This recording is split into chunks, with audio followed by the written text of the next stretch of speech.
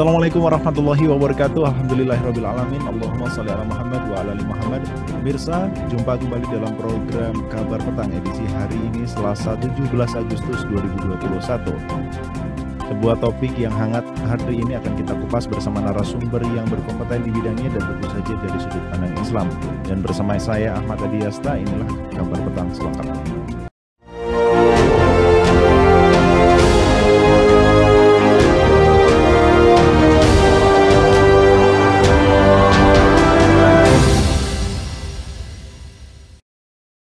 Pemirsa, saat berpidato pada sidang tahunan MPR RI dan sidang bersama DPR RI dan DPD RI tahun 2021 di gedung MPR DPR DPD RI Jakarta, hari Senin kemarin Presiden Joko Widodo mengatakan perkembangan investasi harus menjadi bagian terintegrasi dengan pertumbuhan ekonomi yang inklusif dan berkeadilan. Kepala negara mengatakan pada periode Januari sampai Juni 2021 realisasi investasi Indonesia tidak termasuk sektor hulu, migas, dan jasa keuangan sedikitnya 442,8 triliun rupiah dengan rincian 51,5% di luar Jawa dan 48,5% di Pulau Jawa. Presiden juga menyampaikan peningkatan kelas pengusaha UMKM menjadi agenda utama. Berbagai kemudahan disiapkan untuk menumbuhkan UMKM termasuk kemitraan strategis dengan perusahaan besar agar cepat masuk dalam rantai pasok global. Apakah pidato kenegaraan Presiden Jokowi menjawab pada inti persoalan struktural ekonomi yang menjadi janjinya? Apa bahaya liberalisasi ekonomi? Apakah liberalisasi investasi membuat Indonesia terbelenggu penjajahan? Pemirsa, untuk membahas masalah ini kita telah terhubung dengan seorang pakar ekonomi syariah, Bung Dr. Arim Nasim, SMSI AKCA. Assalamualaikum warahmatullahi wabarakatuh, Dr. Arim Nasim. Waalaikumsalam warahmatullahi wabarakatuh. Ya, apa kabar? Alhamdulillah, Mas Dias. Gimana? Kabar sehat juga kan? Ya, alhamdulillah sehat. Ya, Pak Arim, pidato kenegaraan Presiden Jokowi hari Senin kemarin masih sumir dan belum menukik pada inti persoalan struktural ekonomi di Indonesia yang sesuai atau menjadi janjinya pada saat Pilpres dulu. Nah, bagaimana pandangan Pak Arim? Ya, baik. Terima kasih, Mas Dias. Memang kalau kita perhatikan ya, Pak Jokowi ini di mata masyarakat yang sadar itu lebih banyak pencitraannya dibandingkan kerja nyata untuk kepentingan rakyat ya kan. Kita kan bisa saksikan ya kan, seperti yang disampaikan dalam janji-janji kampanye, bahkan sekarang juga setelah jadi presiden memasuki 2 periode juga banyak saya kira janji-janji yang saya kiranya jauh dari realisasi itu kan. Kita lihat misalnya untuk menciptakan lapangan kerja, tapi faktanya kan lapangan kerja banyak diberikan ke Cina. Janji buyback Indosat, kenyataannya bohong. Janji stop impor, tapi justru impor meroket. Janji tidak ngutang, ya, bukan ekonomi yang tumbuh, tapi utangnya yang meroket. Hari ini sampai menyentuh kurang lebih 7 triliun, ya kan, 7.000 triliun. Ya. Karena dengan pertumbuhan ekonomi Indonesia, ya, dengan pertumbuhan ekonomi 7%, tapi ya rencananya Menteri Keuangan itu kan menambah utang kurang lebih 520 triliunan. Ya. Begitu juga ini yang mungkin saya kalau dengarnya itu malu gitu kan, dilihat nontonnya ketika bicara tentang mobil SMK itu kan, nyatanya kan nggak ada.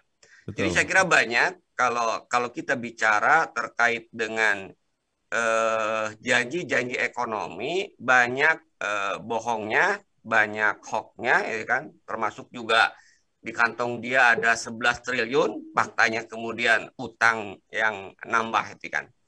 Tapi saya melihat memang semboyan kerja itu memang ada, nyata kerja. Tapi ternyata kerjanya itu untuk kepentingan siapa? Para kapitalis ya, baik kapitalis asing maupun asing. Ini yang saya saksikan hari ini ya.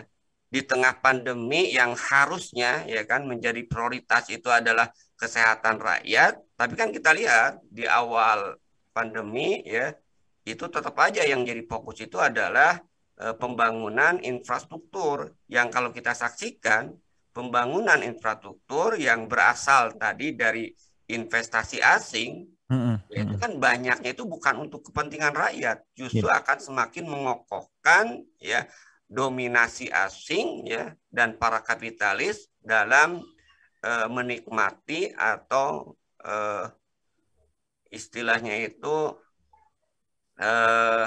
mengambil jatah kue ekonomi yang ada di Indonesia itu kan. Iya. Iya. Ya, Bung Arim, hari ini kan kita ketahui bahwasanya Presiden Jokowi ini bermaksud menggeser struktur ekonomi yang selama ini berbasis atau selalu ditopang oleh sektor konsumsi menjadi sektor investasi, terutama investasi asing. Nah, ini tanggapan Anda bagaimana, Pak Arim? Saya melihat ini ya apa ya? Kalau bicara kadang-kadang tanpa di backup dengan data itu kan. Sebenarnya kalau kita bicara investasi di Indonesia itu kan investasi asing itu sudah luar biasa itu kan. Ya. Jadi bahkan kalau kita lihat sebenarnya kan dominasi dan bahkan mungkin juga lebih tepatnya itu adalah menguasai investasi asing yang ada di Indonesia itu kan betul-betul mengancam kedaulatan, bukan mengancam sih, faktanya sudah mengancam kedaulatan ekonomi bahkan politik. Kita lihat terkait dengan data investasi asing ya, kalau kita lihat ini kan sudah lama sebenarnya ekonomi Indonesia itu kan dibangun atau dikuasai oleh investasi asing di berbagai sektor kehidupan. Data yang disampaikan oleh Kompas, misalnya saya lihat ini dari beberapa sektor. Pertama dari sektor perbankan, ternyata 50,6% itu kan sudah dikuasai oleh investasi asing. Kemudian migas ya, kita lihat sejak reformasi terutama 70%-nya itu juga sama dikuasai oleh asing. Kemudian juga batu bara, nikel, ya, boksit itu 75%-nya itu dikuasai oleh asing. Kemudian sektor tambang, tembaga, dan emas, 85% itu dikuasai asing.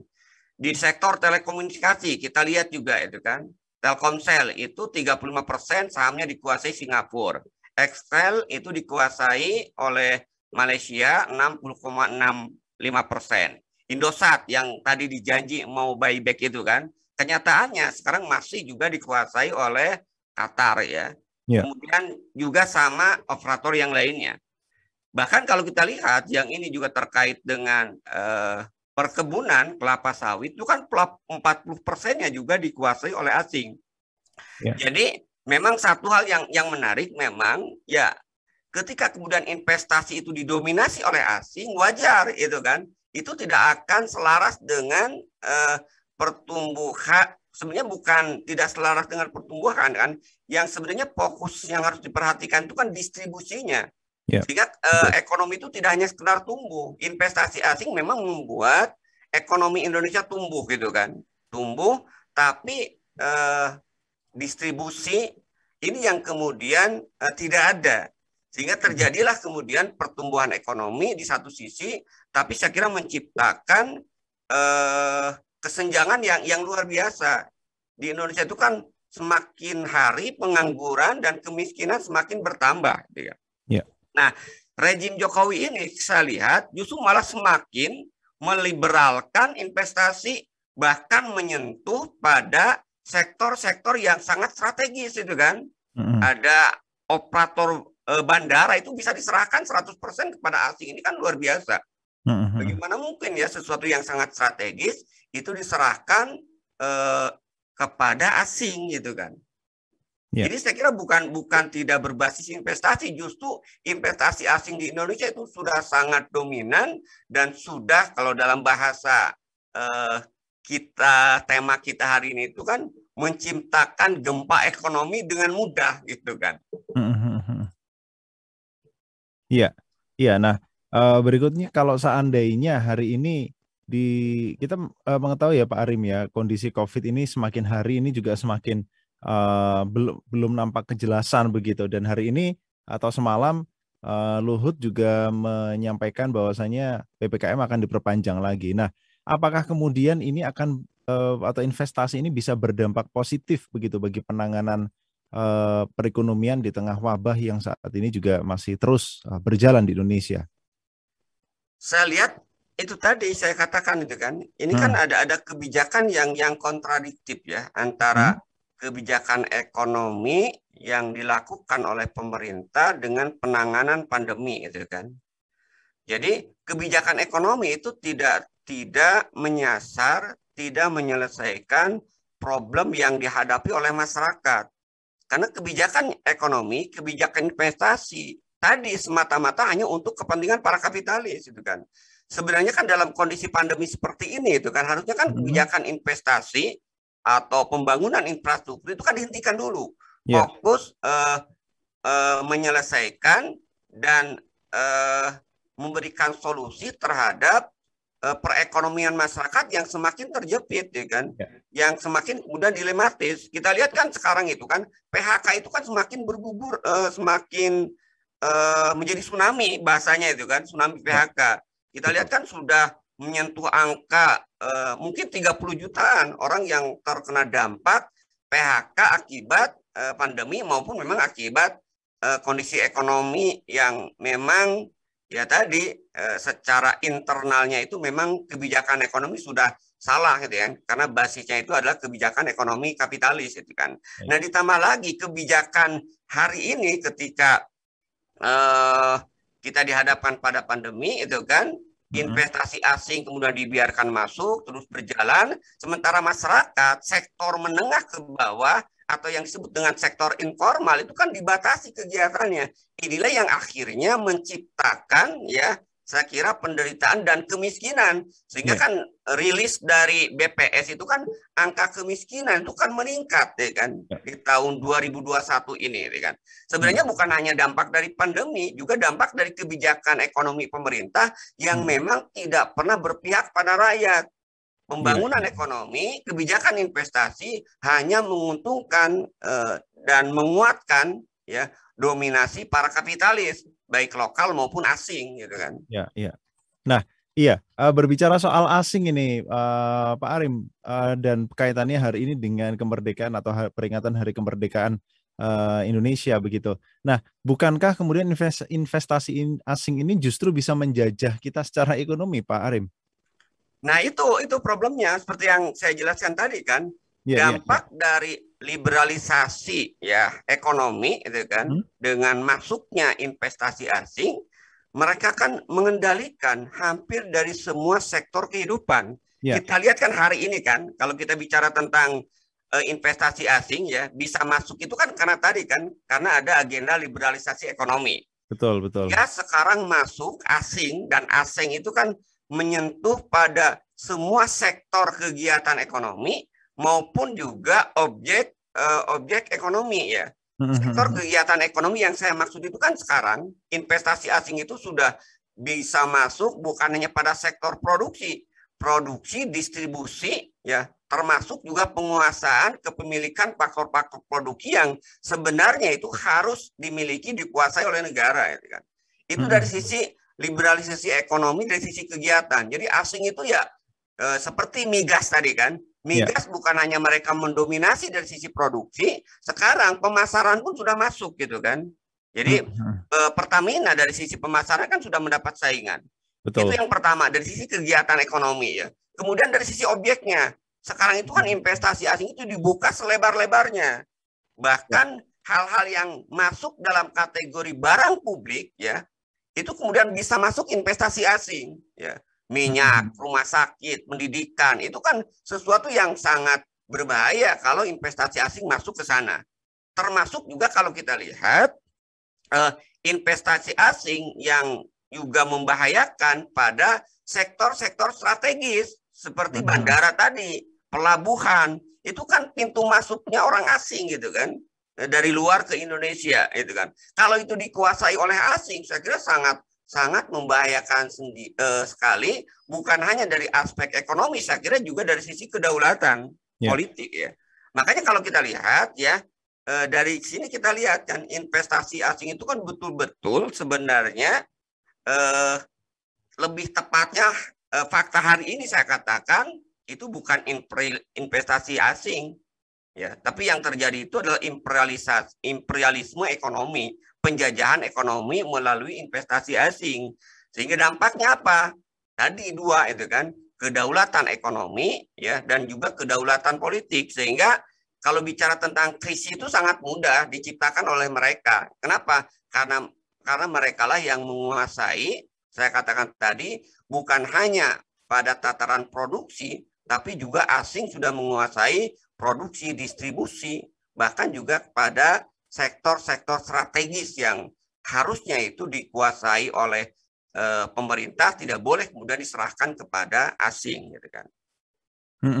Iya. Nah, lantas kalau menurut Pak Arim sendiri, bagaimana bentuk kemerdekaan hakiki yang seharusnya kita miliki dan seperti apa bentuk bangunan struktur ekonomi dan politik yang dibutuhkan Indonesia saat ini?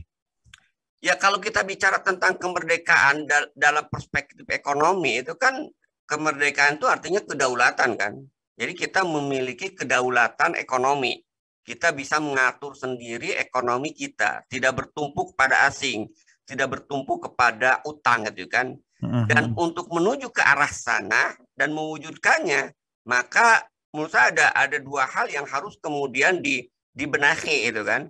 Yang pertama itu adalah tadi ya, hentikan liberalisasi ekonomi ya. Atau penerapan sistem ekonomi kapitalis.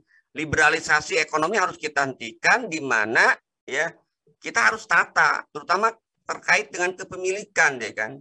Jadi dalam struktur kepemilikan yang ini yang harus kemudian diwujudkan itu ada 3 itu kan. Kalau dalam perspektif ekonomi Islam itu kan, kepemilikan itu pertama ada kepemilikan individu, kepemilikan umum, dan kepemilikan negara. Nah, ini harus ditata saya kira, sehingga tidak boleh ya sektor-sektor strategis kan, barang tambang, harta sumber daya alam yang itu sebenarnya milik umum ya, itu diserahkan pengelolaannya kepada swasta. Itu yang pertama gitu kan. Yang kedua juga penataan industrinya. Sama, dari sisi kepemilikan ada milik individu, ada milik umum dan milik negara, sumber daya alam atau sumber daya ekonomi ini. Dari sisi industri juga harus dibenahi itu kan. Mana industri yang swasta boleh berperan ya, mana industri harus kemudian dikelola oleh negara karena industri itu milik umum atau milik negara. Nah, ini saya kira harus ada perubahan yang sangat mendasar itu kan.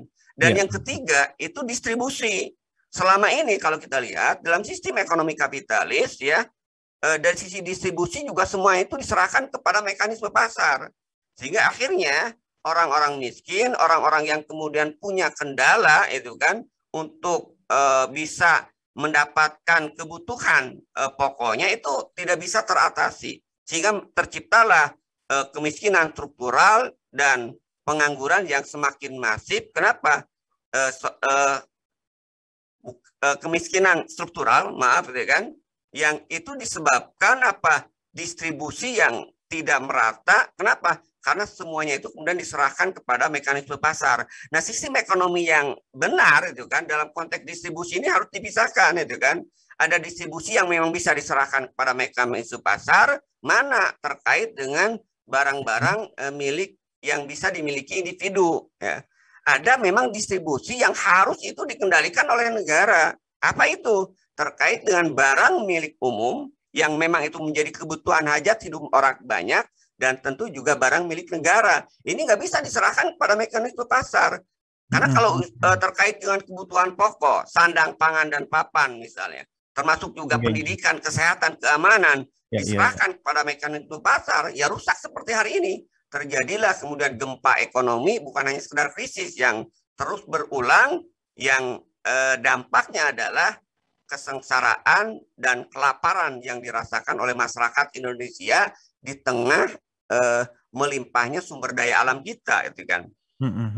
Dan untuk mewujudkan itu, terakhir, ya saya kira pembangunan struktur ekonomi yang seperti saya katakan tadi itu nggak bisa kemudian diterapkan tanpa di backup dengan sistem politik yang sejalan, ya kan. Makanya saya kira pembangunan sistem ekonomi, ya struktur ekonomi yang sehat, yang seperti kemudian dicontohkan dan dipraktekkan dalam sistem ekonomi Islam, itu harus di backup juga dengan sistem politik yang berbasis Islam juga, gitu kan. Iya, baik. Baik, terima kasih banyak Dr. Arim Nasim atas analisanya, dan tentu saja kita berharap agar permasalahan yang paling mendasar dari bangsa ini bisa segera teratasi, Pak Arim ya. Sehat-sehat Insya selalu. Allah, kalau dengan Islam ya. Insya Allah, ya. Sehat-sehat selalu Pak Arim, dan insya Allah kita ketemu lagi di lain kesempatan Pak Arim Nasim. Ya, siap. Ya, ya. Assalamualaikum warahmatullahi wabarakatuh. Waalaikumsalam warahmatullahi wabarakatuh. Ya, baik pemirsa Kabar Petang dirahmati Allah, demikianlah program Kabar Petang edisi hari ini, Selasa 17 Agustus 2021. Semoga banyak manfaat yang bisa kita ambil dari program ini. Share video ini agar manfaatnya juga bisa dirasakan oleh orang-orang di sekitar Anda, dan like jika Anda suka dengan video ini. Kita akan berjumpa lagi insya Allah di lain kesempatan dalam program dan juga channel serta jam yang sama. Saya Ahmad Adiasta, pamit undur diri. Assalamualaikum warahmatullahi wabarakatuh.